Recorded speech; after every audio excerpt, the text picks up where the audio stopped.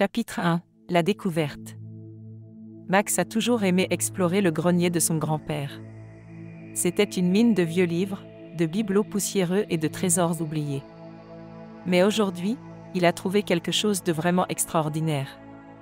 Il s'agissait d'un appareil étrange qui ressemblait à un croisement entre une horloge et un vaisseau spatial. Il avait un gros bouton rouge sur le dessus et était couvert de lumière et de cadrans clignotants. Le grand-père de Max était assis dans son fauteuil à bascule près de la fenêtre et lisait un livre.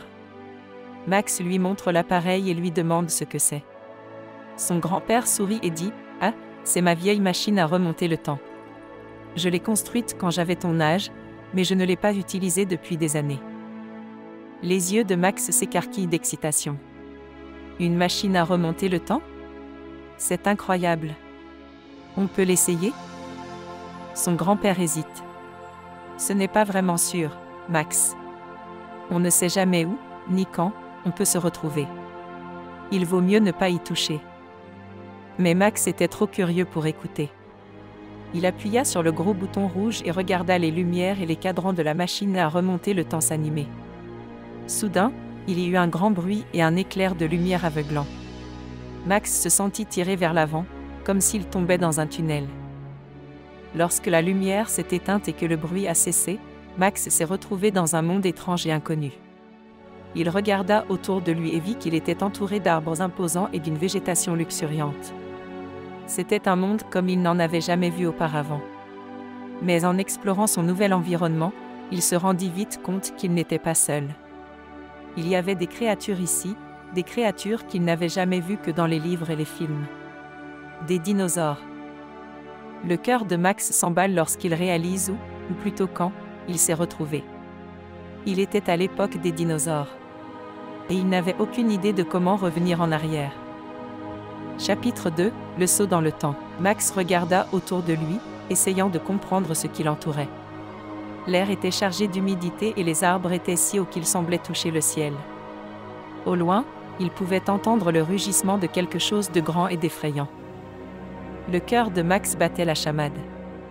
Il n'avait aucune idée de la façon dont il allait rentrer chez lui. La machine à voyager dans le temps n'était nulle part, et il n'avait aucune idée de comment la faire fonctionner, même s'il la trouvait. Alors qu'il s'enfonçait dans la jungle, il aperçut un dinosaure qui se déplaçait entre les arbres. C'était une créature au long cou, avec une petite tête et une longue queue. Max avait déjà vu des photos de ce dinosaure, c'était un brachiosaure. Max se figea, ne sachant que faire. Mais le dinosaure ne semblait pas le remarquer.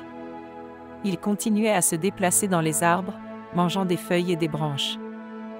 La curiosité de Max prit le dessus et il se mit à suivre le dinosaure. Il avançait prudemment, essayant de ne pas faire de bruit qui pourrait attirer l'attention des autres créatures de la jungle. Plus il s'enfonçait dans la jungle, plus Max voyait d'autres dinosaures. Certains étaient énormes et terrifiants, avec des dents et des griffes acérées. D'autres étaient plus petits et plus dociles, comme celui qu'il suivait. Au bout d'un moment, Max se rend compte qu'il est perdu. Il n'avait aucune idée de la façon de retourner à la machine à voyager dans le temps, et il ne savait pas depuis combien de temps il errait dans la jungle. Alors qu'il pensait que les choses ne pouvaient pas être pires, il entendit un bruit qui lui glaça le sang. C'était le bruit de quelque chose de grand et de dangereux qui se déplaçait entre les arbres. Max savait qu'il devait se cacher, et vite. Il se cacha rapidement derrière un buisson et retint son souffle, espérant que ce qui arrivait ne le trouverait pas. Chapitre 3 – Le monde préhistorique. Max s'accroupit derrière le buisson, le cœur battant la chamade. Il entendait le bruit de la créature qui s'approchait de plus en plus fort, jusqu'à ce qu'elle soit juste au-dessus de lui. Max jeta un coup d'œil à travers les feuilles et vit la source du bruit. C'était un grand dinosaure carnivore avec des dents et des griffes acérées. Max l'a reconnu grâce à ses livres sur les dinosaures, c'était un Tyrannosaure Rex. Max savait qu'il devait rester caché s'il voulait survivre. Il regarda avec terreur le T-Rex renifler la zone, à la recherche de son prochain repas. Max sentait son cœur battre dans sa gorge tandis que le dinosaure se rapprochait de plus en plus. Alors que Max pensait que tout était fini, il entendit un autre son, celui d'un autre dinosaure. Celui-ci était différent. Il semblait plus petit et plus agile, et il semblait distraire le T-Rex. Max osa à nouveau jeter un coup d'œil derrière le buisson et vit l'autre dinosaure. C'était le même que celui qu'il avait suivi tout à l'heure, le sympathique brachiosaure. Le brachiosaure sautait de haut en bas et agitait son long cou pour essayer d'attirer l'attention du T-Rex. C'était une manœuvre dangereuse, mais elle semblait fonctionner. Le T-Rex se détourna de Max et commença à se diriger vers le brachiosaure. Max savait que c'était sa chance. Il s'éloigna rapidement du buisson et commença à courir dans la direction opposée. Il pouvait entendre les bruits des dinosaures derrière lui, mais il n'osait pas se retourner. Il continua à courir jusqu'à ce qu'il soit trop fatigué pour continuer. Finalement, Max s'effondra sur le sol, à bout de souffle. Il regarda autour de lui et réalisa qu'il se trouvait dans une autre partie de la jungle. Elle était un peu moins dense et il pouvait voir plus de créatures qui vivaient dans ce monde préhistorique. Max savait qu'il se trouvait dans un endroit dangereux, mais il ne pouvait s'empêcher de ressentir un sentiment d'émerveillement et de stupéfaction face à ce qui l'entourait. Il avait toujours aimé les dinosaures, et maintenant il les voyait de près. C'était comme un rêve devenu réalité. Mais Max savait aussi qu'il devait trouver un moyen de rentrer chez lui avant qu'il ne soit trop tard. Chapitre 4 – Rencontre avec Dina. Max continua à marcher dans la jungle, émerveillé par les créatures préhistoriques qui l'entouraient. Il vit un troupeau de tricératops broutant des fougères, une meute de vélociraptors chassant ensemble, et même un ptérodactyle volant au-dessus de sa tête. En marchant, il remarqua une petite clairière devant lui. Curieux, il s'en approcha prudemment, essayant de ne pas attirer l'attention. En s'approchant, il vit quelque chose qui fit bondir son cœur. Là, au milieu de la clairière, se trouvait une petite fille. Elle avait à peu près son âge, des cheveux bruns bouclés et de grands yeux curieux. Max n'en revenait pas. Il était le seul humain qu'il connaissait dans ce monde préhistorique, et pourtant il y avait un autre enfant humain. La fille l'a remarqué et s'est précipitée vers lui, un grand sourire aux lèvres. Elle lui dit « Bonjour. Je m'appelle Dina. Quel est le vôtre ?» Max est resté sans voix. Il ne s'attendait pas à rencontrer un autre humain dans ce monde, et encore moins un enfant de son âge. « Je m'appelle Max », réussit-il enfin à dire. Dina bavarde, racontant à Max ses aventures dans ce monde étrange. Elle était ici depuis un certain temps, disait-elle, après que la machine à voyager dans le temps de son père eut mal fonctionné. Max n'en revient pas. Un autre voyageur du temps. Il raconte rapidement à Dina sa propre situation et comment il essaie de rentrer chez lui. Le visage de Dina se décompose. « Oh non, dit-elle, j'ai essayé de réparer la machine à remonter le temps de mon père, mais je n'ai pas eu beaucoup de chance. J'ai essayé de réparer la machine à voyager dans le temps de mon père, mais je n'ai pas eu beaucoup de chance. Peut-être pourrions-nous travailler ensemble et trouver une solution ?» Max est sceptique, mais il sait qu'il ne peut y arriver seul. Il accepte d'aider Dina et ils se mettent à travailler sur la machine à remonter le temps. Pendant qu'ils travaillaient, Max s'est rendu compte à quel point la présence d'un ami lui avait manqué. Dina et lui parlait et riait en bricolant la machine, et Max ne pouvait s'empêcher d'être reconnaissant d'avoir quelqu'un avec qui partager cette expérience. Mais il sait aussi que le temps presse. Il devait rentrer chez lui avant qu'il ne soit trop tard.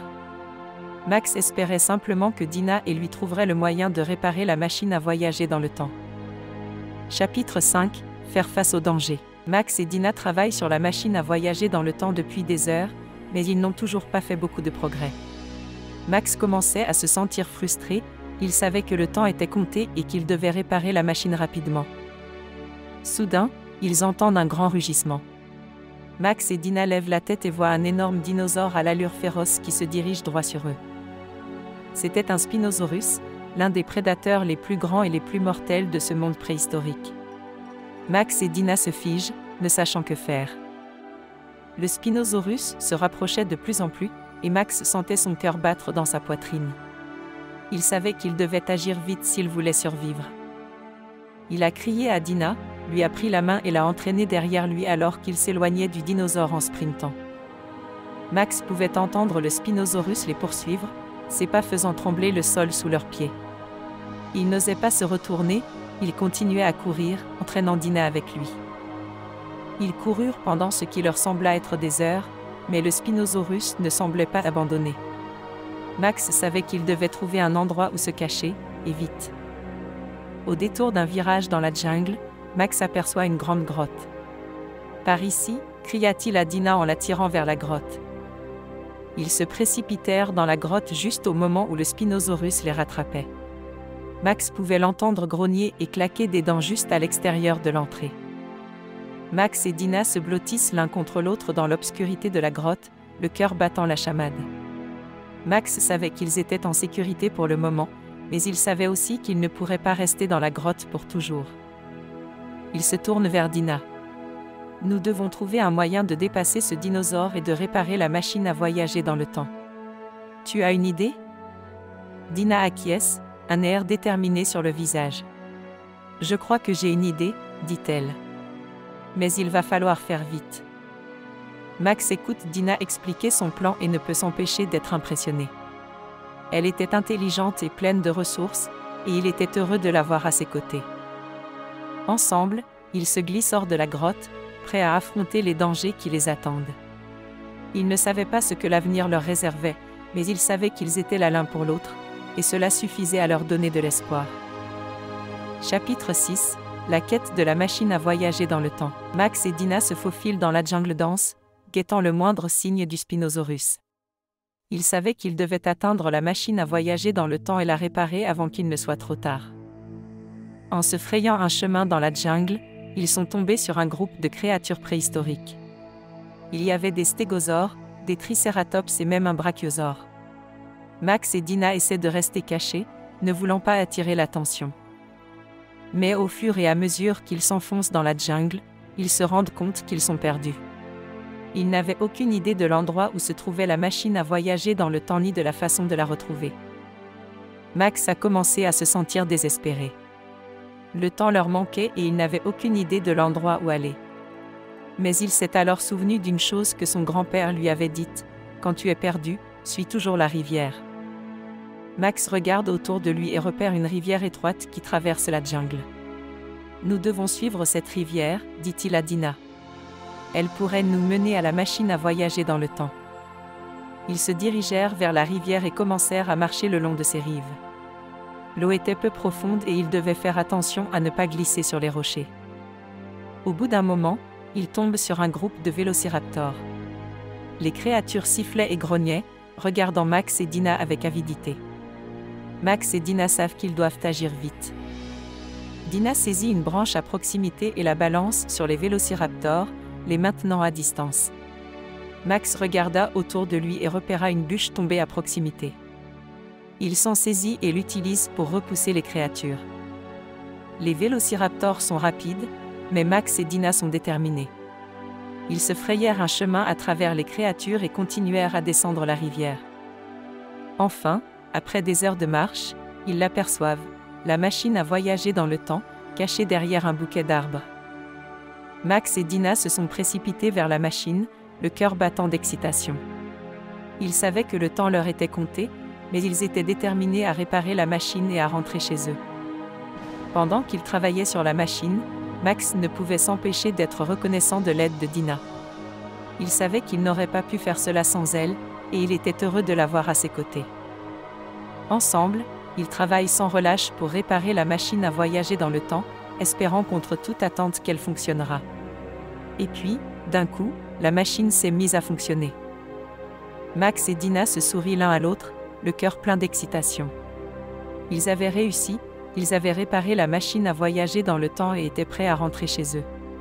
Mais alors qu'ils se préparent à sauter dans le temps, ils savent que leur aventure n'est pas encore tout à fait terminée.